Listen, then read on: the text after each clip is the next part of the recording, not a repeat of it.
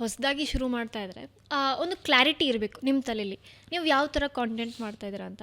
ಸುಮಾರು ಜನ ಏನು ಮಾಡ್ತಾರೆ, ಸ್ಟಾರ್ಟಿಂಗ್ ಒಂದು 10 ದಿನ ಹ್ಯೂಮರ್ ಆಗ್ತಾರೆ, ಅದು ವರ್ಕೌಟ್ ಆಗಲ್ಲ, ದಿ ಚೇಂಜ್ ಇಟ್ ಟು ಟೆಕ್ಕಲ್ಲಿ ಒಂದು ವರ್ಕೌಟ್ ಆಗಲ್ಲ, ಮತ್ತು ಫೈನಾನ್ಸಿಗೆ ಬರ್ತಾರೆ. ಸೊ ಹೀಗಿದ್ದಾಗ ನಿಮ್ಮ ಪೇಜ್ನ ವಿಸಿಟ್ ಮಾಡಿದ ತಕ್ಷಣ ನನಗೊಂದು ಕ್ಲಾರಿಟಿ ಬೇಕು, ಏನಿರುತ್ತೆ ಅಂತ. ಓಕೆ, ಯಾವ ನಿಶಲ್ಲಿ ಇವ್ರು ಕಾಂಟೆಂಟ್ ಮಾಡ್ತಾ ಇದ್ದಾರೆ ಅಂತ. So that is the first clarity the creator should have. Obviously first ನಿಮ್ಗೆ ಒಂದು 10-15 ವಿಡಿಯೋ ಓಡಲಿಕ್ಕಿಲ್ಲ, because maybe you are still figuring out ಹೇಗೆ ಮಾಡೋದು, ಅಥವಾ ಯಾವ ಥರ ಕಾಂಟೆಂಟ್ ಹಾಕಿದ್ರೆ ವರ್ಕೌಟ್ ಆಗುತ್ತೆ, ನಿಮ್ಮ ಆಡಿಯನ್ಸ್ ಹೇಗಿದ್ದಾರೆ, ನಿಮಗಿನ್ನ ಅದು ಅಷ್ಟು ಗೊತ್ತಾಗಿರ್ಲಿಕ್ಕಿಲ್ಲ. ಸೊ ಒಂದು ಸ್ವಲ್ಪ ಪೇಷನ್ಸ್ ಇಟ್ಕೊಳ್ಬೇಕು ಫಸ್ಟ್ಲಿ. ಓಕೆ, ಬಿಕಾಸ್ ಇವಾಗ ಆಡಿಯನ್ಸಿಗೆ ಪೇಷನ್ಸ್ ಇಲ್ಲ ಅಂದಮೇಲೆ ನಾವು ಕಳ್ಕೊಂಡ್ರೆ ಆಗಲ್ಲ. We have to have patience in this game.